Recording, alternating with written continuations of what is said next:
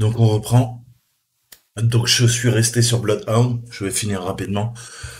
Donc on voit ici on a toute la partie node info qui peut être très utile une fois que vous êtes dans une requête précise.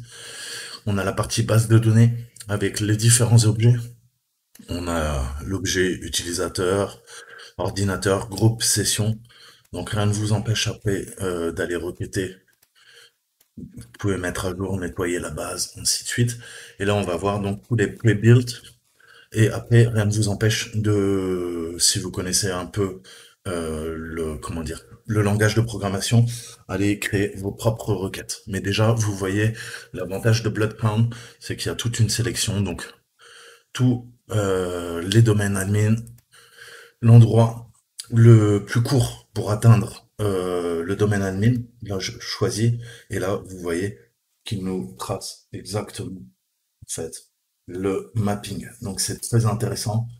Ça va nous permettre de connaître un petit peu la surface d'attaque et savoir sur quelle machine le hacker va pivoter pour pouvoir accéder à une machine finale. Donc là, on voit que si je pars à partir du contrôleur de domaine admin, et là, je suis sur le contrôle local policier, et ben là, je pourrais rebondir. En cas de bon, j'attends ma machine.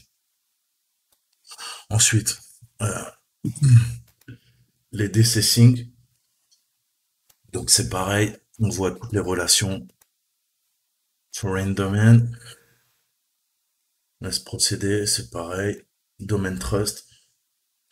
Donc des fois, il n'arrive pas à récupérer les informations, ça dépend de la complexité du fichier JSON. Et là, on a fait une requête simple. On peut utiliser ensuite notre ami, comment il s'appelle? Oh, pas Bloodhound, mais Sharphound, pardon, pour demander plus d'informations. Et dans ce cas-là, on aura beaucoup plus de choix. Les Kerberos User, à chaque fois, vous choisissez. Par exemple, là, je vais choisir la SQL. Il va tout nous mapper. Donc, vous voyez que c'est vraiment puissant. Et ça vous permet de gagner du temps, de savoir sur quelle machine il va falloir pivoter en l'attaquant. Et là, notamment, je vais demander toutes les cibles de valeur. Voilà. Et là, on voit qui est membre, qui possède, own, qui peut écrire uniquement avec du generic write, et ainsi de suite. Et on voit donc toute la topographie, et c'est vraiment ce qui fait la puissance de, de Bloodhound. On voit tous les liens de relation entre les différents acteurs. Après, vous pouvez remplacer les machines par des gens, par des numéros de téléphone, par des connexions, des adresses IP. Rien ne vous empêche de faire du renseignement opérationnel. Euh, c'est ce qui est utilisé par la police, hein, par les services de renseignement. Eux, c'est pas des serveurs qui les intéressent. Ou si, peut-être, si c'est de la forensique, pour essayer de comprendre comment fonctionne un système, ou lors d'une attaque, une cyberattaque. Mais on peut remplacer tous ces acteurs qui sont des machines là par des gens. Et là, vous voyez qui appelle qui va chez qui, et donc vous voyez la puissance de l'outil.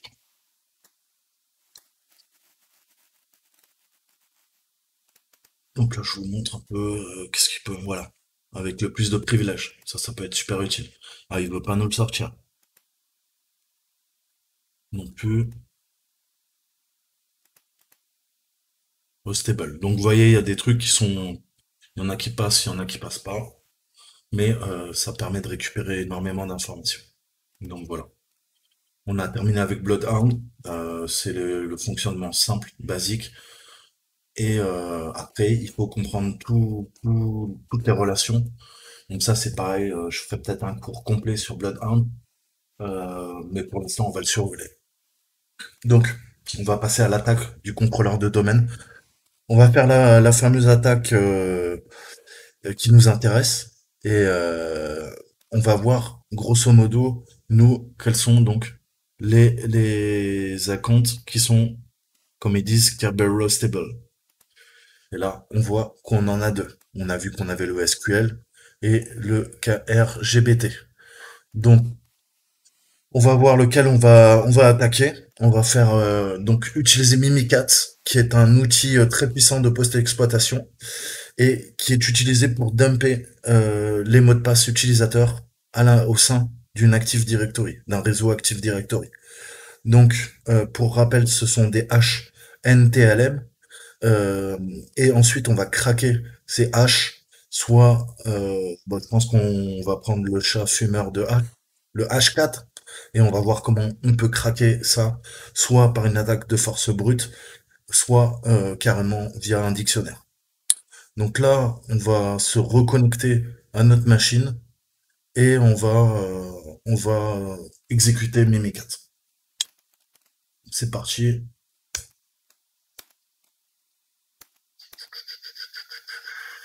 On peut faire un location.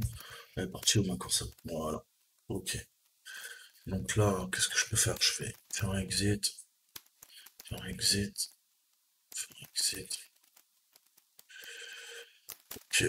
On va partir de là. Donc on se reconnecte en SSH.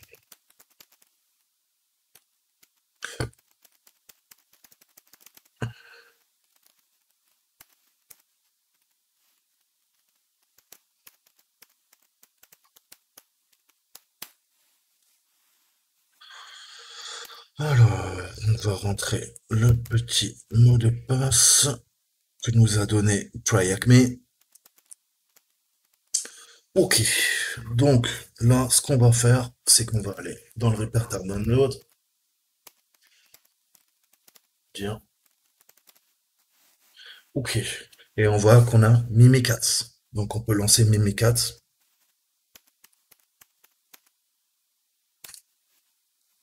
Voilà, à la vie, à l'amour. Donc maintenant, vous savez pourquoi ça s'appelle une porte dérobée. Parce qu'on passe par derrière. Je vous en dis pas plus. C'est un peu cochon. Donc backdoor, backdoor. Backdoor, comment vous expliquer ce que c'est qu'une backdoor? Une backdoor, bah, c'est une faille. On a un acronyme en sécurité informatique, on appelle ça GOTSI. Donc c'est en gros une porte dérobée qui va nous permettre de rentrer directement dans le système. Donc c'est très utilisé. Mimikat, c'est beaucoup utilisé. Donc là, je vais vous mettre des images de GOTSI. Je pense que vous avez compris, c'est censuré même.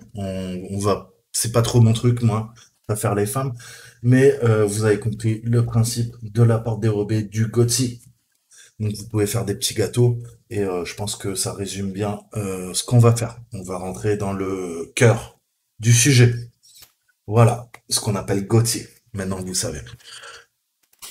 Donc Mimikat permet de faire des attaques GOTSI et plus précisément des attaques, ce qu'on appelle l'attaque du Golden Ticket. Donc maintenant qu'on est dans la console Mimikat, en fait, on va pouvoir lancer certaines commandes qui sont intégrées. On voit qu'on a là. Donc, si vous voulez un café, c'est super pratique. Il vous fait un café, c'est très bon. Ah, j'adore. Voilà, vous avez un café, c'est gratuit. N'hésitez pas. Donc, plus sérieusement, donc on va taper une commande qui s'appelle privilege debug et on va voir un petit peu comment ça se passe. Donc là, je vais mettre mon privilège comme privilège. Tiens, c'est marrant. Deux points, et là on va taper debug. Ok. Donc là, on voit qu'il nous met output privilège 20 OK. Donc 20 OK, c'est le code qu'on attend pour pouvoir faire un dump de la base SAM. Donc pour rappel, la base SAM contient tous les hashes des mots de passe des utilisateurs sur une machine Windows ou sur un serveur Windows. Là, c'est un serveur Windows 2019 qui héberge un contrôleur de domaine. Donc on va demander de dumper l'ensemble des hashes et c'est celui administrateur qui nous intéressera, puisque en craquant le hatch, on va faire une escalade de privilèges, on va pouvoir se connecter en tant qu'admin, et une fois qu'on est admin sur un contrôleur de domaine, on a accès à l'ensemble des machines de la forêt. Donc ça va être super intéressant pour le hacker. Donc pour ce faire, on a une deuxième commande qui s'appelle LSA dump, en fait. Donc on va faire un dump LSA. Toujours penser les deux points. Donc qu'est-ce qu'on veut? Bah, on va du LSA. Et ensuite, on va faire un tiret hatch.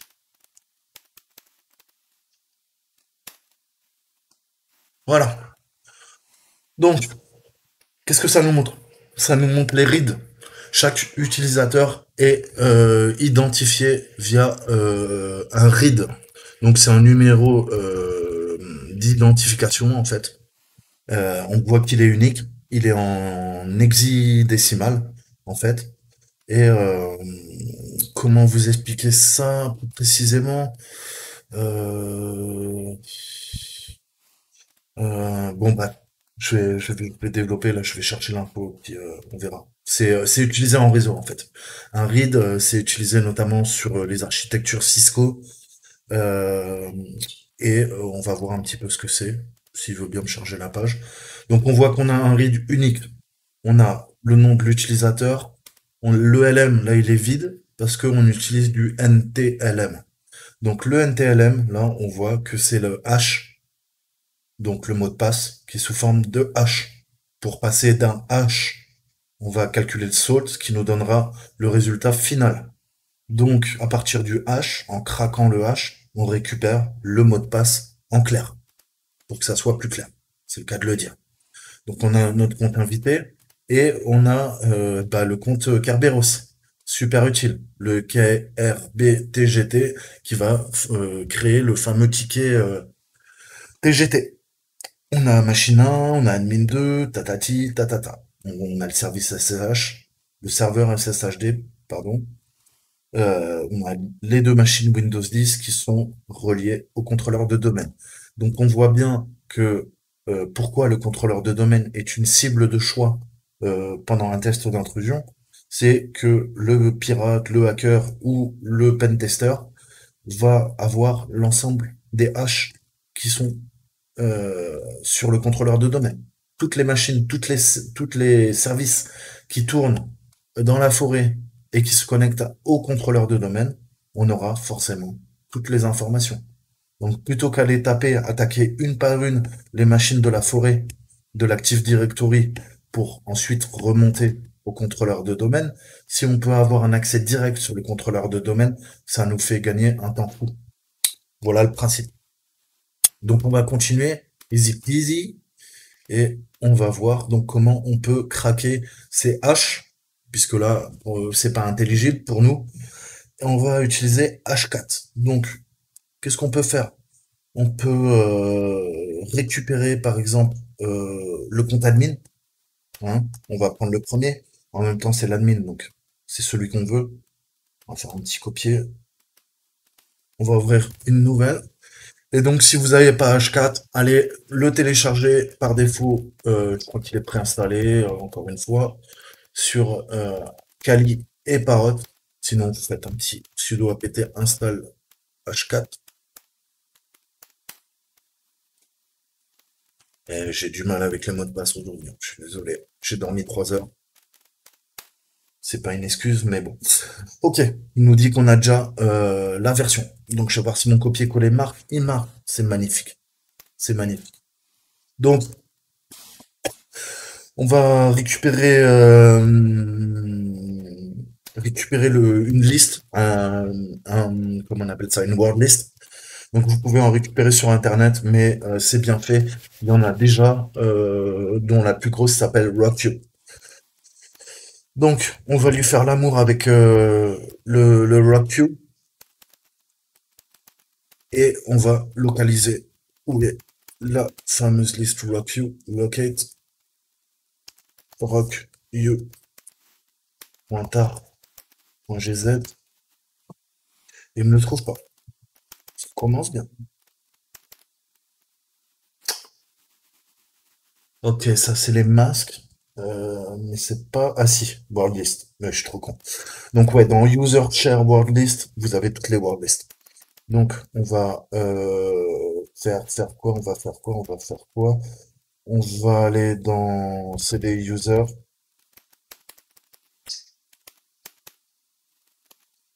Ok, Share Word List. Là on voit qu'on a plusieurs word lists, donc dictionnaire. On va récupérer le fichier compressé RockU qui est assez conséquent. On va faire un copie. Vous pouvez le déplacer, mais moi je vous conseille tout le temps de garder l'article original et de copier ce que vous voulez. Donc là, je vais recopier le Rock You et je vais le déplacer vers mon bureau.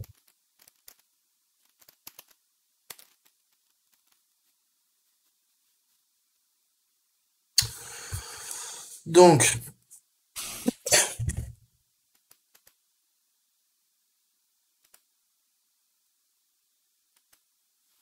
on a notre Rock You chez Z.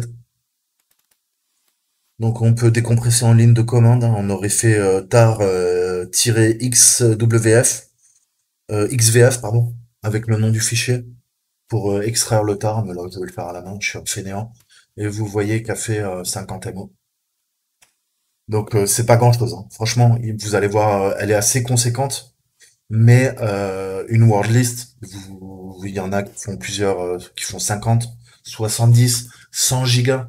La plus grosse que j'ai vue, qui est téléchargeable sur Internet. Donc, comment se sont fait les word lists? Soit vous les générez avec un programme type Crunch qui va générer des chiffres et des nombres aléatoires. Soit mieux, les pirates ou les chercheurs en cybersécurité utilisent des dictionnaires en fait qui sont basés sur des listes réelles. À chaque fois qu'un serveur se fait pirater et qu'il y a une base de données qui fuite sur le net, généralement on les retrouve notamment sur des sites comme 4chan ou sur Pastebin. Et il y a des âmes gentilles, entre guillemets, qui récupèrent tous les mots de passe qui ont leaké. Donc ça peut être vos mots de passe, ça peut être mes mots de passe, et ils les intègrent à une base de données. Ensuite, chaque année, vous savez que on fait des listes des 1000, des 10 000, des 100 000 mots de passe les plus utilisés. Et ça, c'est intégré. Donc, on essaye de faire un dictionnaire hybride, à la fois avec des chiffres, à la fois avec des mots, et on va intégrer petit à petit, les plus gros dictionnaires ont carrément tous les mots de l'alphabet d'un dictionnaire d'une langue, en français, en anglais, en russe, en slovaque, en tchétchène. Et vous pouvez voir que celui-là fait 50 mots, mais on n'est même pas arrivé tout en bas. Et si je vais tout en bas, on voit qu'il y a, je sais pas combien de lignes, mais c'est assez sale. 14 millions de lignes. Donc voilà. On va dire, grosso modo, il y a 20 millions de mots de passe dans une word list qui fait que 50 mots. Donc, je vous laisse imaginer dans un téraoctet le nombre de mots que vous pouvez trouver dans le dictionnaire. Ça sera, je sais pas, 2000, 3000, 4000 milliards de mots de passe.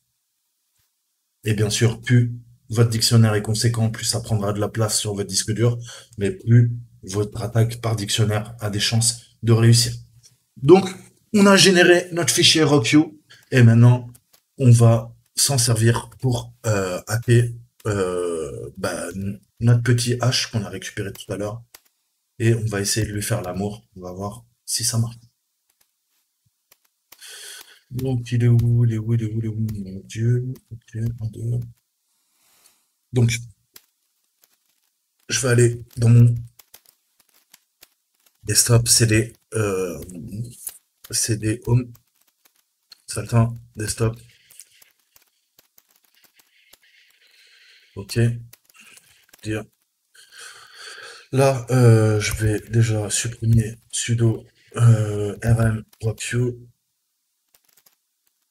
ouais, txt.gz, j'ai plus besoin de l'archive, et je vais faire un sudo mv rockview baby vers home saltin. Ok, donc je reviens dans mon home saltin, et on va lancer l'attaque à partir de là.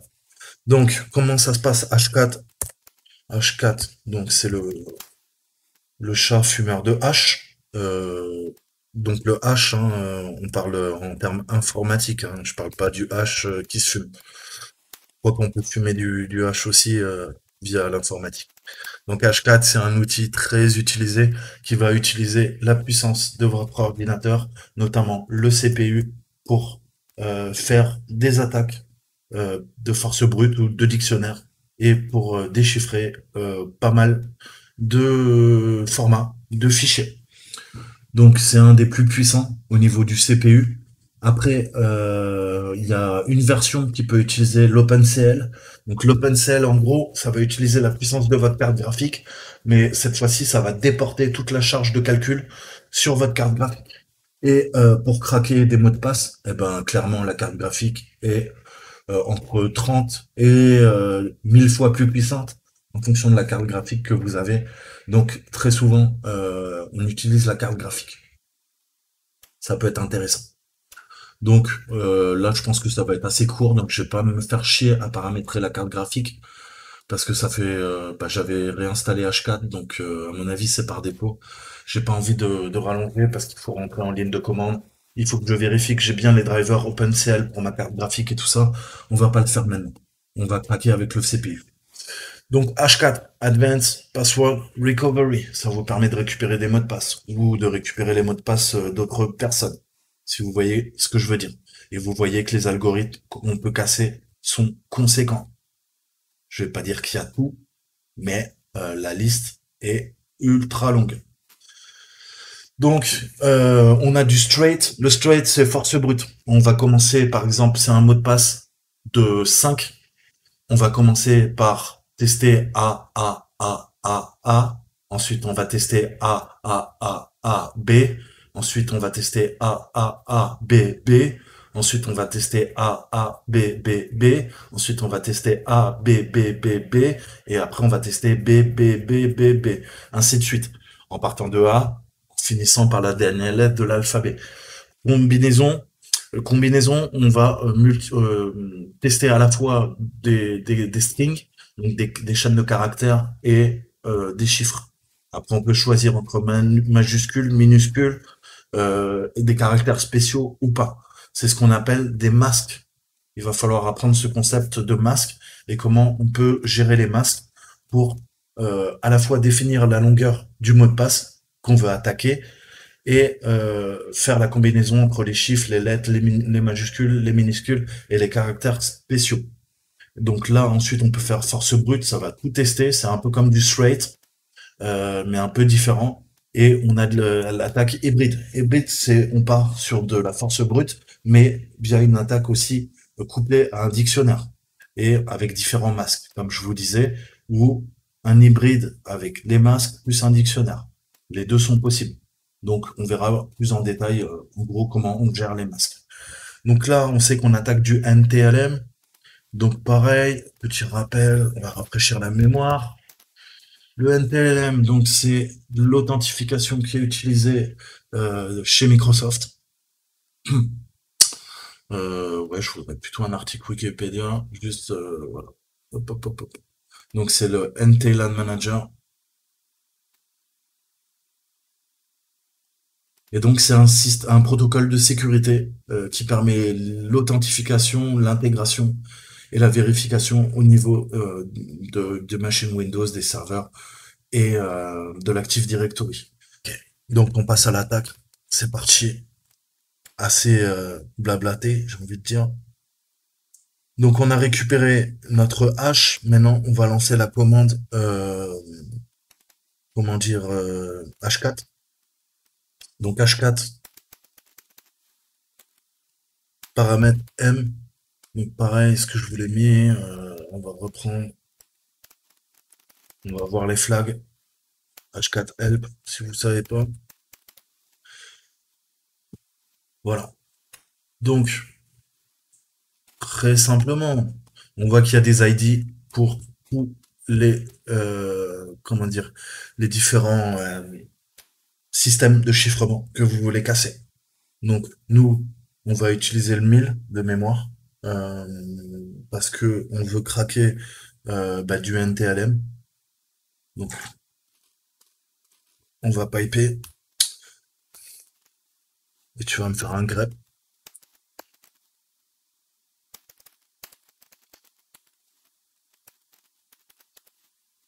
Ok.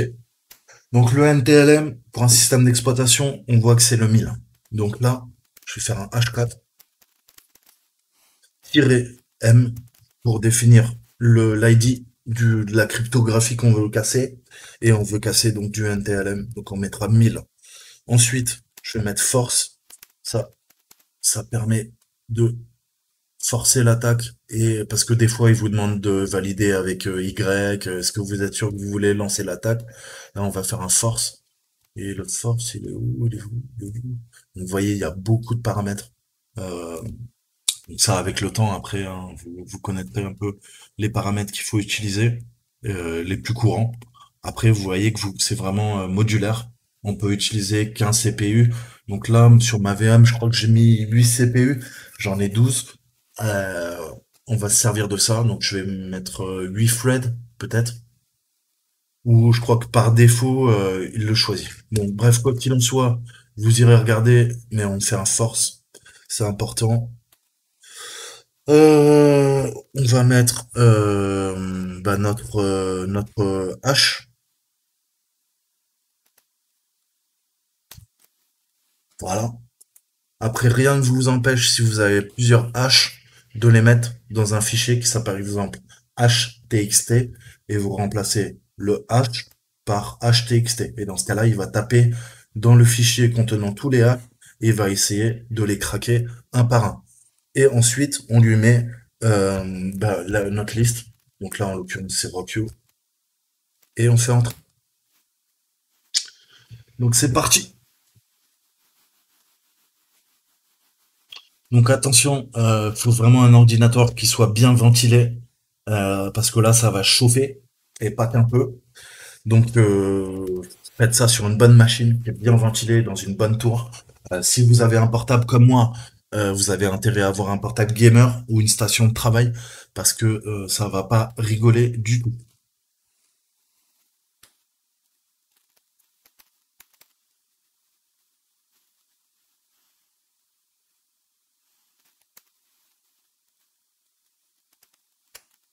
Donc voilà, ensuite, on se rentre la commande show. Une fois qu'on a terminé, cette fois-ci, ça va nous l'afficher et on voit bien que le hash, c'est password. En effet, si on retourne sur notre cours,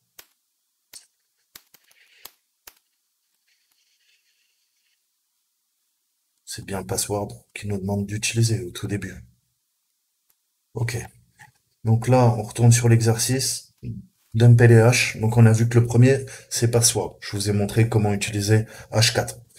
Maintenant, il nous demande quel est le compte pour la machine 1 et la machine 2. Donc on va refaire l'opération. On va se reconnecter avec Mimikat et on va voir un petit peu quels sont en fait les hash. Donc on va faire le fichier avec les hash sudo nano. Donc j'ai fait juste une erreur. Voilà. Faut pas que je mette les users, sinon H4 le prend pas. Il faut mettre les hash séquentiellement, ligne après ligne. Voilà. Donc on a nos hash. Maintenant on va re-rentrer notre commande. J'étais parti sur H4, voilà, htx rockio.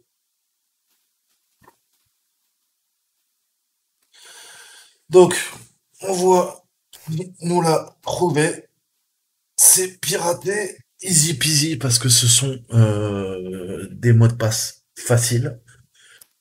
Et vous voyez, plus le mot de passe est simple, plus c'est vraiment facile de le pirater. Bah c'était password 1 et l'autre, ils se sont pas cassés la tête, c'était password 2. Donc vous voyez, là je suis avec une VM, c'est-à-dire que je perds grosso modo 20-30% de la puissance de calcul de mon processeur. Donc c'est un Seeker 12 thread qui tourne à 4 GHz. Imaginez si vous avez le dernier Intel ou le dernier mieux, le dernier AMD du Zen 3 qui est capable de plusieurs centaines de gigaflops à la seconde en pic. Imaginez ensuite que vous ayez une, deux, trois ou quatre RTX Nvidia, des 3090 par exemple, et que là vous utilisez la puissance des cartes graphiques et là, vous voyez le temps qu'on a mis pour un mot de passe simple, password 1 Password 2 avec juste un petit CPU. Imaginez avec un gros CPU. Et maintenant, imaginez avec 4 cartes graphiques. Et là, vous multipliez ou vous raccourcissez plutôt le temps de calcul par 10 000, par 1 million. C'est-à-dire qu'un mot de passe avec mon processeur, si le mot de passe est complexe, je peux mettre peut-être une semaine à décrypter le mot de passe. Si j'ai 4 cartes graphiques qui tournent en cluster, là, je peux mettre peut-être 20 minutes. Donc, vous voyez, après, il y a des rigs, comme on les appelle, des machines qui sont là, qui sont faites que pour casser du mot de passe, en fait. Donc là, on a vu comment utiliser H4, c'est sympa. Maintenant, bah, on verra comment attaquer et faire la fameuse attaque du Golden Ticket. Voilà, à très bientôt.